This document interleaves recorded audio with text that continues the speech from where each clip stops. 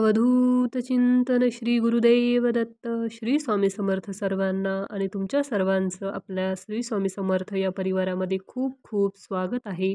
आणि तुमचा आजचा दिवस आणि येणारा प्रत्येक दिवस खूप चांगला जाओ आणि तुमच्या सर्व चांगल्या इच्छा स्वामी महाराज पूर्ण करोत, हीच माझी स्वामींच्या चरणी प्रार्थना.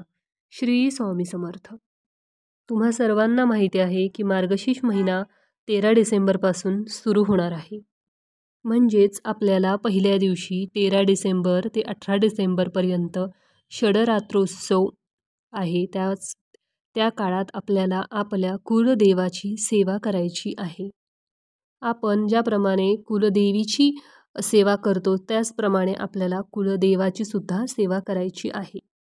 आपल्या घरात काय होतं, आपण कुलदेवीची तर सेवा करतो, जी कोणते आपल्या कुलदेवी असेल 3.5 शक्तिपीठापैकी त्यांची तर सेवा करतो, पण कुलदेवाची सेवा ही आपल्याला आता मार्गशीर्ष महिन्यात करायची आहे.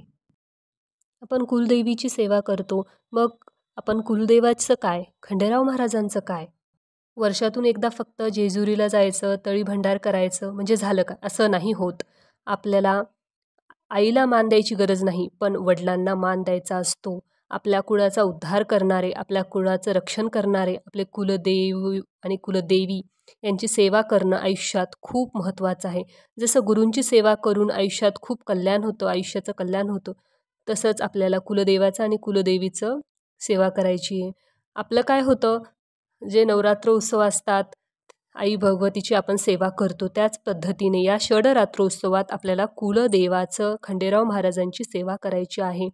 म्हणजेच तुमचे जे कुलदेव आहेत त्यांची तुम्हाला सेवा करायची आहे. अख्खं महाराष्ट्राचं आराध्य दैवत हे खंडेराव महाराज आहेत. बऱ्याच जणांचं म्हणणं असतं की आमचे कुलदेव दुसरे आहेत. जसं मी तुम्हाला सांगते, महाकाली, बऱ्याच कमेंट्स येतात की आमचे कुलदेव दुसरे आहेत, आम्ही काय सेवा करायची.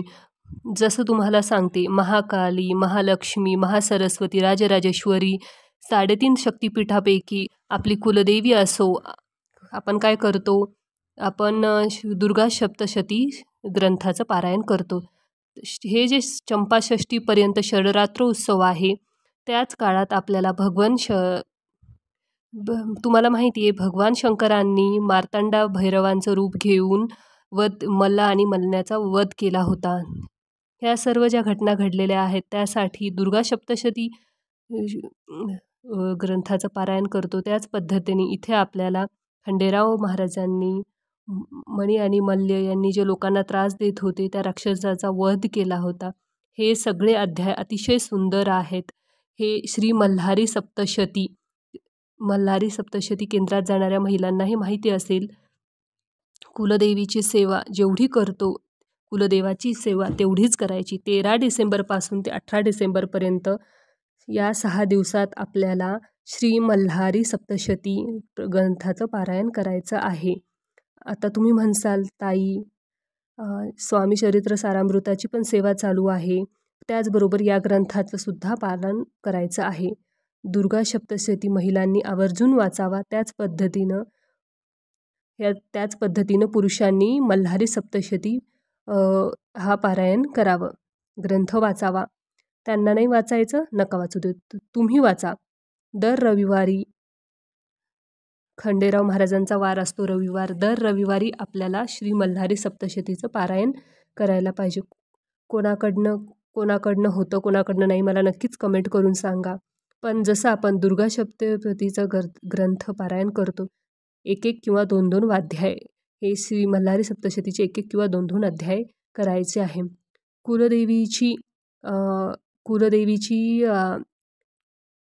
कुलदेवीची कृपा आपल्यावर झाल्याशिवाय सांसारिक जीवन आपलं सुखी होऊ शकत नाही. खूप अडचण येतात. त्याच पद्धतीने कुलदेवाची सेवासुद्धा तेवढीच महत्त्वाची आहे. तेवढंच मान सन्मान त्यांचा खूप महत्त्वाचा आहे. लाखो पगार आहे, वेल सेटल आहे. मुलांचे लग्न होत नाही आहेत किंवा मुलबाळ होत नाही आहेत, पण रिपोर्ट चांगले आहेत, तर अशा आपल्याला कुलदेवाची सेवा करावी लागते, नाहीतर असे प्रॉब्लेम्स येऊ शकतात. म्हणून आपल्याला मल्हारी सप्तशती आपलं ग्रंथ वाचायचा. या 5 दिवसात आपल्याला 5 पारायण करायचे आहेत. गुरुमाऊलींनी हा ग्रंथ प्रकाशित केलेला आहे. हा गुरु केंद्रात मिळेल. मल्हारी सप्तशती या ग्रंथाचे खंडोबा नवरात्रीमध्ये आपल्याला पाठ करायचे आहेत. मल्हारी सप्तशतीचे किती पाठ करावेत? पाठाचे नियम काय आहेत? पाठ कुणी करावेत? पाठ कसे करावेत? पूजा मांडणी कशी करावीत? उद्यापन कसं करावं? ही सर्व माहिती आपण देणार आहोत.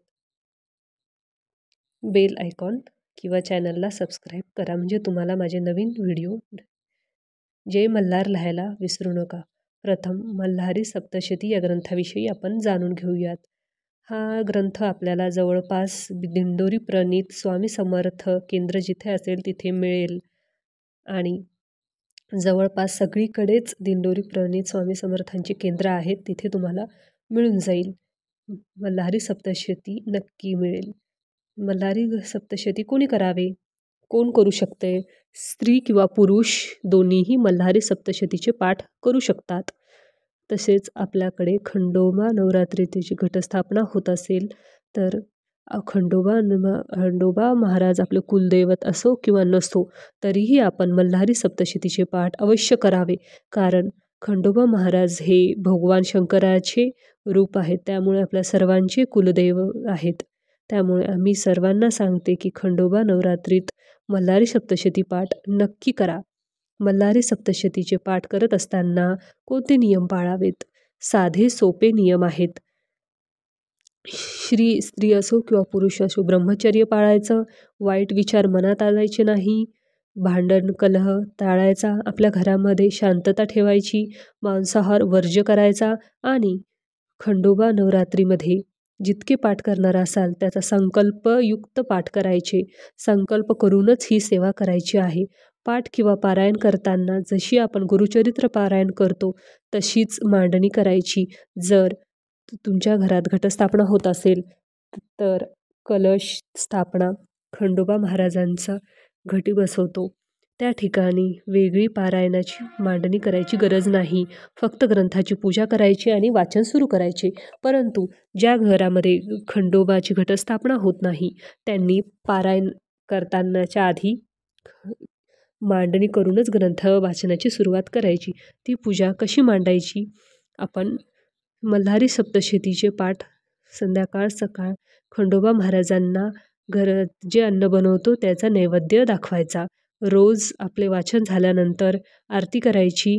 मल्हारी सप्तशती ग्रंथामध्ये एकूण 14 अध्याय आहेत. रोज आपण किती पण अध्याय वाचू शकतो. 1 ते 1.5 तासामध्ये संपूर्ण पाठ होतो. एक पूर्ण पारायण होतं. आपल्याकडे रोज 1 पाठ करू शकतो, रोज 2 पाठ करू शकतो, रोज 3 पाठ देखील करू शकतो. पण एवढा वेळ नसेल, जमेल तेवढे रोज आपण वाचन करू शकतो. 2 दिवसात 3 दिवसात 1 आपण पाठ जरी पूर्ण केला तरी चालेल. असं आपल्याला 13 डिसेंबर ते 18 डिसेंबरपर्यंत खंडोबा नवरात्र चंपाषष्ठी दरम्यान आपल्याला होईल तितके मल्हारी सप्तशतीचे पाठ करायचे आहेत.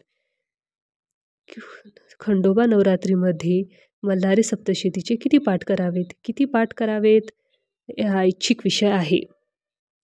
पाठ किती करावेत हा ऐच्छिक विषय आहे. 1, 3, 7, 11, 22 किंवा 28 पाठ करू शकतात. हे वाचन आपल्याला यथाशक्ती करायचे आहे. आणि खंडोबा नवरात्र सोडून इतर वेळा नित्यसेवा जशी आपण स्वामी समर्थांची नित्यसेवा करतो तशी स्वामी चरित्राचे 3 अध्याय वाचतो तर श्री स्वामी समर्थ 11 वेळा म्हणतो. तसंच नित्यसेवा म्हणून मल्हारी सप्तशतीचे रोज 2 पाठ किंवा रोज 1 अध्याय वाचू शकतो. सोबत ओम श्री मार्तंडाय भैरवाय नमः हे 11 वेळेला किंवा 21 वेळेला किंवा 108 वेळेला जप करायचा आहे. ही नित्यसेवा रोजच्या सेवेत असू द्या. खंडोबा महाराजांचे कुलदेव कारण का खंडोबा महाराज हे आपले कुलदेव आहेत. ही अशा पद्धतीने आपण सेवा झालीच पाहिजे. 13 डिसेंबर ते 18 डिसेंबरपर्यंत आपण जितक्या पाठाचा संकल्प करणार आहोत ते पूर्ण करायचे. आणि पूर्ण केल्यानंतर आपल्याला उद्यापन करायचं आहे. उद्यापन कसं करायचं? या पाठाचं उद्यापन आपण चंपाषष्ठी या दिवशी करणार आहोत. त्या दिवशी आपण उपवास सोडत असतो, पूर्णाचा नैवेद्य दाखवत असतो. त्याचवेळी आपल्याला मल्हारी सप्तशती पाठाचं उद्यापन करायचं आहे. नाही शक्य झालं तर आपण दुसऱ्या दिवशी सकाळी वाचन संपूर्ण करून जेवढे पाठ झाले असतील संकल्पित पाठ झाल्यानंतर उद्यापनाच्या दिवशी एक मेहून विवाहित जोडपं आपल्या घरी जेवायला बोलवायचं आणि त्यांचं यथोचित सन्मान करायचा. पुरुष असेल पुरुष स्त्री किंवा धोतर घ्यायचं आणि सुवासिनीला साडी चोळी घ्यायची, ओटी भरावी, तिचा मान सन्मान करावा. या दिवशी नैवेद्य म्हणून उद्यापनाच्या दिवशी पुरणपोळीचा नैवेद्य दाखवावा आणि या दिवशी नैवेद्य काय दाखवावा? पुरणपोळीचा नैवेद्य दाखवा. सोबतच बाजरीची भाकरी, वांग्याचं भरीत, कांद्याची पात. चंपाषष्ठीचा जो नैवेद्य आहे तोच हा नैवेद्य आहे. घटस्थापना दिवशी वेगळा नैवेद्य करायची गरज नाही. म्हणून आपण चंपाषष्ठीच्या दिवशी उद्यापन करणार आहोत. आरती करून घ्यायची. सर्वात महत्त्वाचं, खंडोबा नवरात्रीमध्ये प्रत्येक दिवशी, ज्या दिवशी आपल्याला उद्यापनाच्या दिवशी अवश्य करावं, पण प्रत्येक दिवशी जवळपास कुठेही घोडा, कुत्रा आणि गाय यांना आपण घास अवश्य द्यावा. एखादा याचक भिकारी जर दारावर आला त्याला अन्नदान करावं, त्यांना तृप्त करावं. उद्यापन झाल्यानंतर जवळपास कुठं खंडोबा मंदिर असेल तिथे जाऊन दर्शन घ्यावं आणि आपलं उद्यापन झाल्यानंतर त्याच्या दुसऱ्या दिवशी संपूर्ण पारायणाची पूजा मांडणी असते. ऊर्जा उचलून हळद कुंकू अक्षदा वाहून ध्यान करायचं, त्यांची क्षमा मागायची. काही पारायणात काही चुकलं, माफ कर, क्षमा करा असं म्हणून पारायणाची पूजा हलवायची. कलशातील पाणी आपल्या घरातील घराच्या बाहेरील आजूबाजूला शिंपडून द्यायचं. कलशाचं नारळ घरात फोडायचं, त्याचा प्रसाद करायचा आणि बाकीचे पूजा साहित्य आहे ते निर्माल्यामध्ये वाहत्या पाण्यामध्ये विसर्जन करायचं. आणि खंडोबा नवरात्रीमध्ये आपला खंडोबाचा टाक असतो, तो घटस्थापना असेल किंवा नसेल, खंडोबाच्या टाकामध्ये रोज हळद कुंकू भंडारा अवश्य व्हावा. भंडारा हा खंडोबाचा अत्यंत प्रिय आहे. खंडोबांचं भंडारा प्रिय आहे. म्हणून ह्या 6ही दिवशी रोज खंडोबा महाराजांना भंडारा व्हायचा. सकाळ संध्याकाळ आपल्या घरात जे अन्न बनतं त्याचं नैवेद्य बनवायचं, ते खंडोबा महाराजांना अर्पित करायचं. वाचन झाल्यानंतर रोज खंडोबा महाराजांना आरती जरूर करायची आणि घटस्थापनेच्या दिवशी जर घटस्थापना होत असेल तर पारायणाच्या दिवशी वेगळी पूजा मांडायची गरज नाही, फक्त पारायण करायचं. 6ही दिवस ग्रंथ त्याच ठिकाणी ठेवायचा, ग्रंथ त्याच जागी ठेवायचा. रोज तिथूनच घेऊन वाचायचा. वाचन झाल्यानंतर एखाद्या स्वच्छ वस्त्रामध्ये झाकून ठेवायचा. रोज वाचण्या अगोदरसुद्धा ग्रंथाला पूजा करायची, कुंकू व्हायचं. ही सर्व जी पद्धत आहे ती प्रत्येक पारायणासाठी सारखीच आहे. ग्रंथाचं रोजचं पावित्र्य जपलं पाहिजे, त्याची पूजा झाली पाहिजे. तर अशा साध्या सोप्या पद्धतीनं खंडोबा नवरात्रीमध्ये मल्हारी सप्तशती पाठ संकल्पित पारायण अवश्य करा.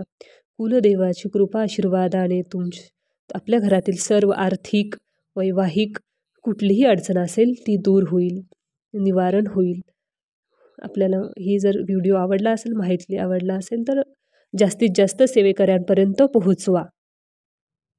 कुलदेवताची कृपा आशीर्वादाने आपल्या घरातील सर्व अडचणी दूर होतील आणि कोणत्याही अडचणींचा आपल्यावर परिणाम होणार नाही. ही माहिती आवडली असेल तर जास्तीत जास्त सेवेकऱ्यांपर्यंत पोहोचवा. कमेंटमध्ये येळकोट जय मल्हार लिहायला विसरू नका. चॅनल सबस्क्राईब करा. श्री स्वामी समर्थ. जय जय स्वामी समर्थ. ओम श्री मार्तंड भैरवाय नमः. श्री स्वामी समर्थ.